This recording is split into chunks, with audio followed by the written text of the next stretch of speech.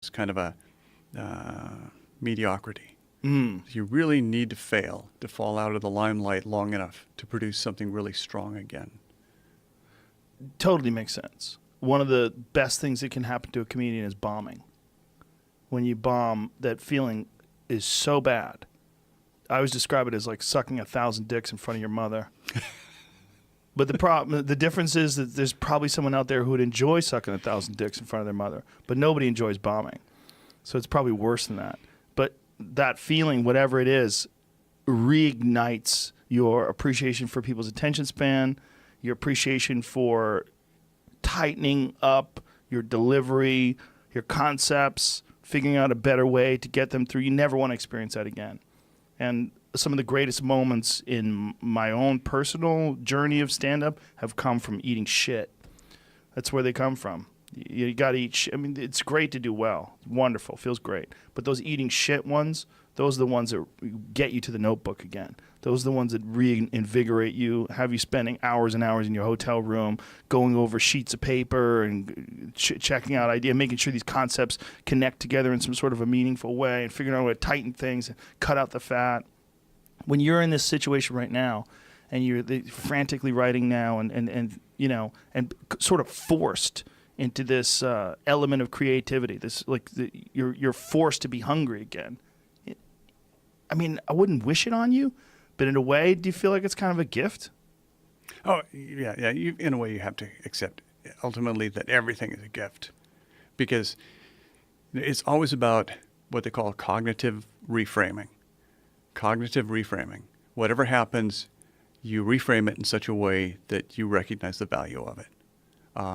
And so, yeah, regardless of what happens, you know, before my father got murdered, he had been asking me for an introduction to Winona Ryder in 1998. And I kept on thinking, I am not going to introduce my father to Winona Ryder because I know he's going to hit on her. And I'm just going to be mortified to have my dad hitting on Winona Ryder. And he'd always talk about how pretty she was. And any chance I can meet her. And to tell the truth, when I got the word that my father had been murdered by a white supremacist in the mountains of Idaho, one of my first thoughts was, I'm off the hook with that Winona Ryder thing. And that's cognitive reframing. And you have to do it all the time. That's glass half full right there. And I love my father, but, you know, none of our relationships are completely perfect all the time. Right. So, There's no way around it. yeah. Yeah. Well, that's, again, the great thing about unchained writing is that you can express those ideas. And that would be my main concern about any sort of a workshop or support group or any sort of group of like-minded peers that wouldn't understand that and that would want you to limit your language. I just don't. It just doesn't compute. Yeah, and in the Platonic world, yeah, everybody should kind of get it. But unless you're ruffling feathers, even within workshop, you're not going far enough.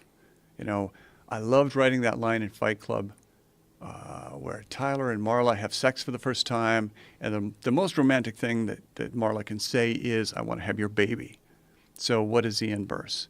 So, of course, Marla turns to him and she says, I hope I got pregnant because I really want to have your abortion.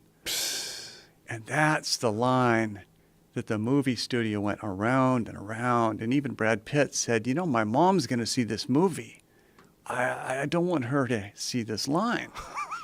And they shot that scene with so many different substitute lines. And then finally Fincher wrote the line. And Helena Bonham Carter says, I haven't been fucked like that since grade school. And at that point, 20th Century Fox said, can we switch it back to the abortion line? And so, unless you're always kind of pushing to kind of, you know, until you get some pushback, you don't feel like you're pushing hard enough. And so pushback is not a bad thing. It's just kind of it's proof that you're doing your job. There's a trend that's happening now, though. this pushback is coming far quicker than it ever has before. There's a trend now to limit language and limit creativity and just limit subject matter, trigger warnings, and stop people from experiencing things that might be disturbing. And I could see both sides of that. Because on one hand, we've got a generation that has been exposed to so much sensationalistic stuff in order to attain their attention. They've really been overloaded with the most extreme versions of everything in order to get their ticket money or whatever. They've really been pounded by so much stimuli. I could see them kind of really pulling back and wanting to be monastic for the rest of their lives. And on the other hand, I see them as being, as wanting to sort of counter-dominate in order to just create room enough in the world for their statement. They're moving into a world that's already so occupied by attention getters that if they can shut some down, that there might be room for their own expression. So I kind of see benefit on both sides. And in a way, too, they're dominating their teachers, which is good because it's a way of exploring your own power and figuring out what you can do in the world and that you can have effect, you can have agency. So I don't think it's a totally bad thing. That's interesting. The idea that them dominating their teachers is in some way good. It certainly gives you confidence and lets you understand that you can affect change, even if it's meaningless change. Did you pay attention to what happened at Evergreen State in Washington? Yeah. Did you see when for people who don't know the story, it's the Brett Weinstein story where the students decided that there was going to be a day of absence. Traditionally, it had been where people of color stayed home just so that people could recognize the important part that they play in the culture and society. But then they had ramped it up and decided white people are going to have to stay home now. And he was like, that's racist. And the whole thing went crazy and went haywire, and the school's basically falling apart. But there was a scene that was filmed where the president of the university was president of the college was in this auditorium, and he was addressing these children.